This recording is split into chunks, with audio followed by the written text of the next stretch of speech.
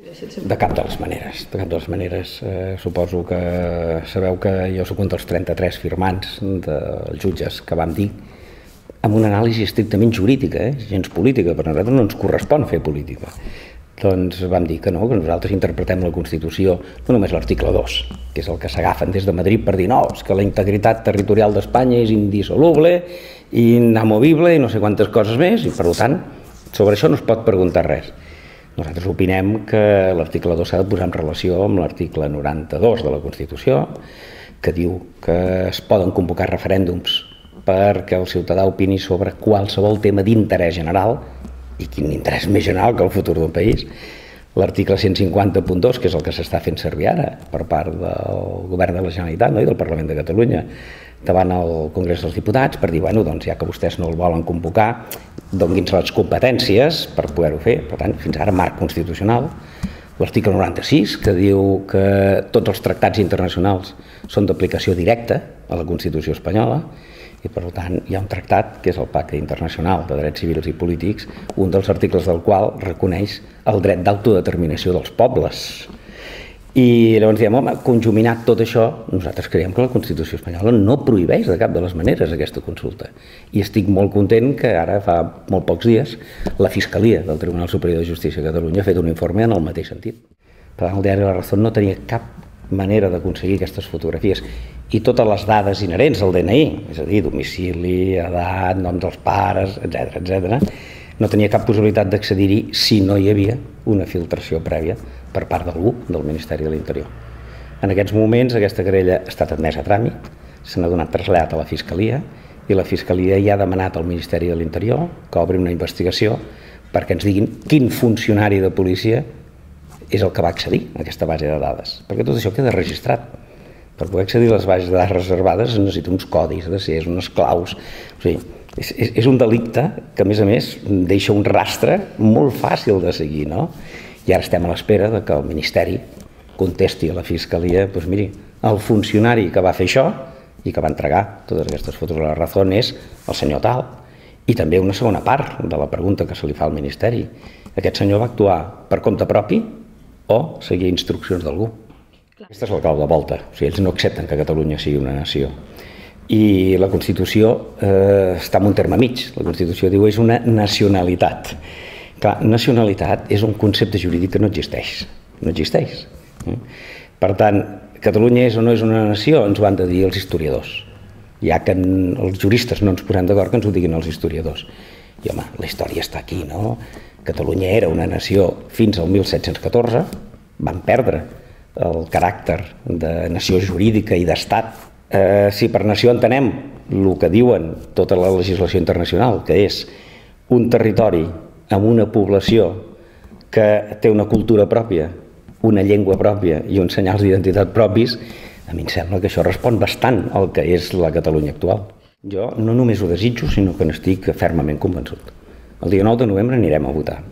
Ara, si la pregunta és, anirem a votar exactament la pregunta dual que han pactat 2/3 parts dels representants polítics al Parlament de Catalunya, no? Els 5 partits, això ja no ho tinc tan clar. M'agradaria que sí, que fos així i que, a més, fos una consulta autoritzada o, si més no, tolerada pel govern central, m'agradaria. Però que el dia 9 de novembre anirem a votar segur, perquè si no anem a votar aquesta consulta amb aquesta pregunta, el que anirem a votar seran o bé unes eleccions plebiscitàries, que això no hi ha manera legal d'impedir-ho perquè està perfectament previst a la llei, o anirem a votar alguna proposta que a última hora hagi fet el govern central espanyol al govern de Catalunya. Hipòtesis que jo no descarto en absolut, perquè la negociació política és això, estirar de la corda cadascú fins que està a punt de trencar-se i després adonar-se en compte, això és la diplomàcia, no?, també, adonar-se en compte que si la corda es trenca tots ens farem mal, tots hi sortirem perjudicats i per tant trobar una solució més o menys consensuada d'última hora. Ho veig factible, sí. En aquests moments sembla improbable, no?, tal com està de tensa la situació i el que manifesten públicament els representants tant de Catalunya com del govern espanyol, no? Però d'aquí al mes de novembre falten molts mesos i hi ha temps de sobres per intentar-ho. És un despropòsit i lamento que persones del que se suposa, del nivell jurídic i polític, com és, em sembla que si no mal no recordo encara és, o fins fa poc vicepresident del Parlament Europeu, diu una barbaritat com aquesta. És cert que la Constitució espanyola té un article, el 155, que preveu no la possibilitat d'intervenir la Generalitat ni de suspendre l'Estatut d'Autonomia. No ho diu això. El que diu l'article 155 és que si el govern d'una comunitat autònoma desobeeix de manera reiterada i sistemàtica les instruccions generals que donen des del govern central i això perjudica greument els ciutadans d'aquesta comunitat autònoma, llavors el Senat, per una majoria qualificada de 2/3, si no m'equivoco, podrà adoptar les mesures necessàries per corregir aquesta desobediència. Bé, això és un calaix desastre on es pot interpretar de tot, no? Des d'una invasió militar fins a una simple intervenció civil, es pot interpretar qualsevol cosa aquí. Estic convençut que no arribarem a aquesta situació, perquè seria un gravíssim error. Seria un gravíssim error. Primer, perquè és impossible portar a la pràctica això, aquesta intervenció, sense la voluntat de la major part de la ciutadania de Catalunya. Jo no m'imagino uns homes de negre, com si fossin els del Fons Monetari Internacional o del Banc Central Europeu, venint al Parlament i venint a la Generalitat des de Madrid per ocupar els càrrecs i els sillons dels consellers, del president, dels parlamentaris. A veure, és que és una imatge surrealista, gairebé d'una pel·lícula de Berlanga, no? Però si ho intentessin, és que es trobaran al davant milers i milers i milers de ciutadans que no els ho permetran. Llavors, com s'executa això? Jo diria que en el 90% dels casos sí, perquè els jutges, si el senyor X té una reclamació de qualsevol tipus, civil, penal, laboral, contra la senyora Z, tractem el cas exactament igual, no? D'acord amb la llei. Però hi ha un 10% de casos en els que els jutges sí que voldríem que les lleis fossin iguals per a tothom, però tenim una sèrie de dèficits, una sèrie de hàndicaps que ens impedeixen que apliquem la llei igualment. Evidentment estic parlant de casos que afecten a polítics, a financers, als partits. En aquests assumptes no és que el jutge no vulgui ser imparcial, és que des del propi poder executiu el condicionen de tal manera que no li permeten ser-ho. O sigui, m'estàs dient que hi ha com unes clavegueres a l'Estat que arriben fins als jutjats i que condicionen la feina dels magistrats. En aquests casos sí, i els exemples flagrants són el cas Nos, de Palma a Mallorca, o el cas Gürtel a Madrid, i uns quants més que podria citar. Com es fa això? Doncs és tan subtil com dir-li al jutge: escolti'm, aquesta investigació que vostè està portant i que està afectant a tota una sèrie de persones i per tant té una sèrie de conseqüències, doncs l'hauria d'acabar el més aviat possible. Llavors el jutge diu: cap problema, doni'm 3 inspectors d'Hisenda, perquè hi ha tot de societats pantalles, doni'm una unitat de l'UDEF, de l'unitat de delictes fiscals i econòmics, perquè m'ajudin a investigar això. Llavors el Ministeri li diu: ja voldríem, però no tenim pressupost. A veure, amenaces o coaccions no, de cap de les maneres. I això ho he de dir, als jutges fins ara encara se'ns respecta aquesta independència d'opinar i de fer la nostra feina com creiem que l'hem de fer, amb imparcialitat. Però hi ha moltes maneres de pressionar un jutge.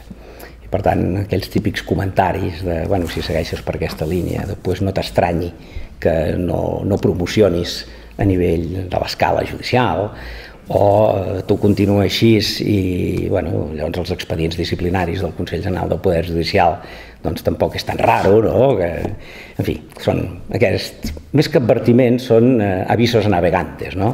Perquè t'autocensuris. I jo una cosa sí que la tinc molt clara, jo i uns quants companys de professió, afortunadament, no? Que la censura no l'admetem ni que vingui de fora ni que ens la imposem nosaltres mateixos. Dissortadament no. Dissortadament no, però a veure, jo no sóc l'únic ni molt menys que manté aquest tipus de plantejaments. Jo diria que entre un 10, un 15, un 20% dels membres de la judicatura estan en aquesta línia que jo dic. I m'agradaria que en comptes de ser un 10 o un 15% doncs que fóssim el 90, o és més, el 100% és el que hauríem de ser, no?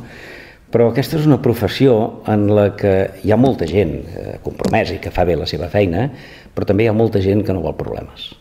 Hi ha molta gent que diu: escolta, jo em limito a resoldre els casos del meu jutjat, tot l'altre que ho solucionin els polítics, que ho solucioni jo no m'hi poso, no? Aquest aïllament corporatiu de dir jo no m'implico amb els problemes de la societat. Jurídicament és impossible, perquè no se'ls hi pot aplicar la llei de partits polítics, llei el que jo sempre he manifestat, la meva oposició, no hauria d'existir, però que està prevista per unes determinades situacions de terrorisme, en fi, situacions extremes, no? I, evidentment, l'ANC no és un partit polític ni fa terrorisme, per més que algú sembla que ha dit que són uns colpistes amagats o alguna cosa així. Que estan potenciant un cop d'estat. Exacte. Per tant, des del punt de vista jurídic és absolutament inviable i des del punt de vista social seria un error enorme, perquè com es pot il·legalitzar un moviment cívic transversal on hi ha gent de tots els partits polítics i gent que no està en cap partit polític, que a més ha sintonitzat, ha aconseguit sintonitzar amb més de 2 milions de ciutadans de Catalunya. Per tant, és tan absurd el plantejament que ni me'l plantejo, Bé, forma part, des del meu modest punt de vista, forma part de l'estratègia d'anar espantant, d'anar dient, escolta, és que farem això, és que farem allò altre, no? I no se n'adonen compte que la població de Catalunya ja fa molt de temps que ha perdut la por.